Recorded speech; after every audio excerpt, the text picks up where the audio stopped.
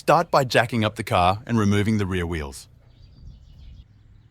Use the key fob to move the boot lid into a half-open position, giving access to the boot.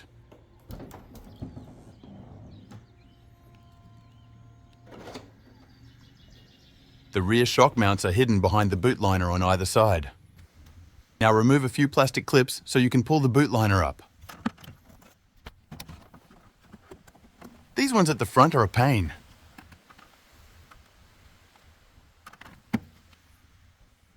Use a bit of muscle to pull the liner up. There's the shock mount. Repeat this process for the right-hand side.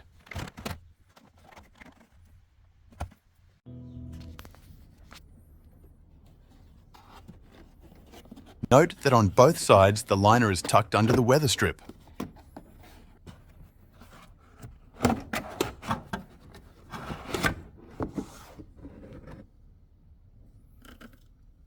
Raise the lower control arm to take the weight off the shock.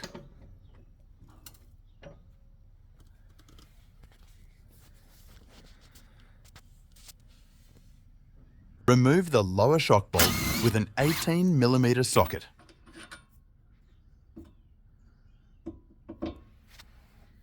Now use a 13mm socket to remove the 3 nuts holding the top shock mount to the chassis.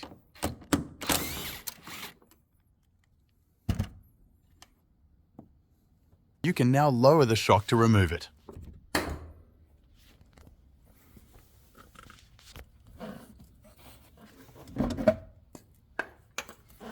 Use an Allen key or small spanner to hold the shock rod if needed to undo the main top nut.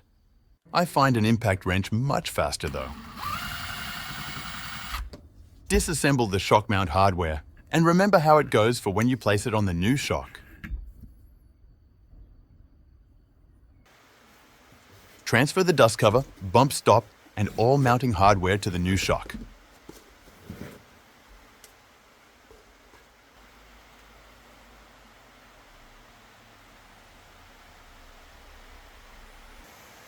Offer up the new shock to the car and hope that it accepts your gift. Now that it's in place, use your other hand to start threading on the top nuts. Tighten the 13mm nuts to 24 Newton meters.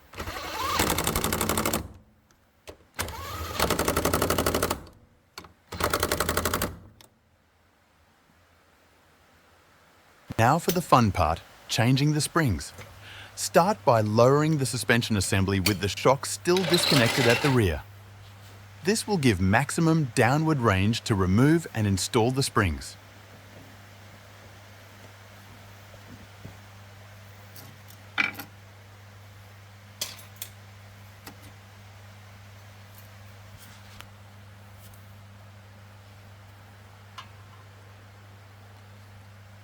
Get creative and use something to push the suspension assembly down. Many people have good luck with a bottle jack. Unfortunately, all I had was this scissor jack. Be careful not to lose a finger.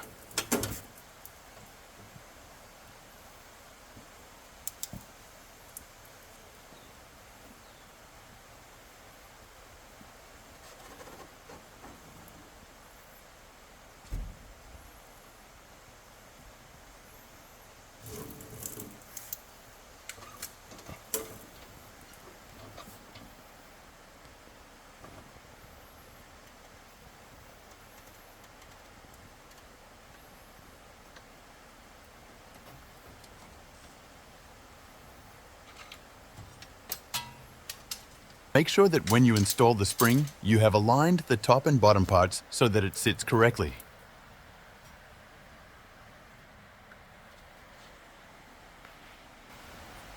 Once again, raise the suspension assembly so that the lower shock can be bolted to it.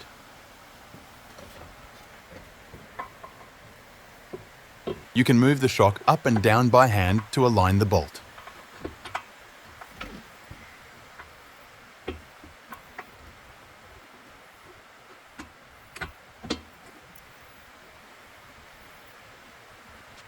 Tighten the lower bolt to 165 Ugga-Duggas. 165 Newton meters.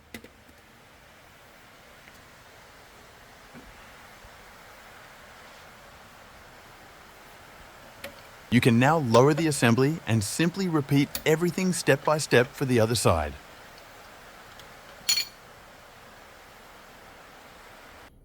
Once you've done the other side, you can reinstall the boot liner and you're finished.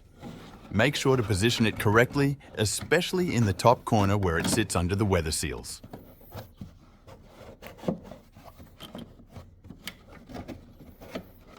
I'm going to finish this off camera with both hands. Now go and buy yourself a beer with all the money you saved by doing this job yourself.